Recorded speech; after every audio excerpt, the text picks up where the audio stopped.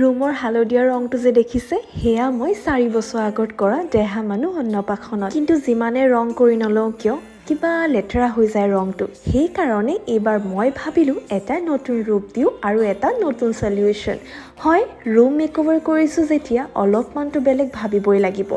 গতিকে সঁচা কথা খৰচাটো অলপমান বেছিকৈ হ'ল যিহেতু মই ইমান এটা ভাবা নাছিলোঁ কিন্তু পাছতকে ভাবিলোঁ যি হয় ভালৰ কাৰণে হয় মনটো যদি ভাল লাগিছে আৰুনো তাতকে কি লাগে ফুল লুকটো তোমালোকক বাৰু মই লাহে লাহে দেখাম তাৰ আগতে মোৰ বোলো দুৰ্গা পূজা কাপোৰ কিছু তোমালোকক দেখাই লওঁ এটা ধুনীয়া চাদৰ মেখেলা দিছিলোঁ কিন্তু পাছতকে গম পালোঁ এয়া চাদৰ মেখেলা নহয় বেংগলী শাড়ী কেনেকুৱা লাগিছে মইতো ভালে পালোঁ কিন্তু অলপমান দীঘল গতিকে চাওঁচোন ৰাখোঁ নে ৰিটাৰ্ণ কৰোঁ আৰু তাৰ পাছতে মোৰ মনটো একদম ভাঙি দিয়া অৰ্ডাৰ এটা আহিলে মই দিছিলোঁ নীলা এটা শাড়ী কিন্তু চোৱাচোন কি খেলিমেলি কৰি তুলিলে হয় মোক একদম ঝেটেক পিংক কালাৰ এটা শাড়ী পঠাই দিছে এয়া বাৰু মই ডাইৰেক্ট ৰিটাৰ্ণ কৰি দিলোঁ আজিলৈ তেন্তে আহিছোঁ বাই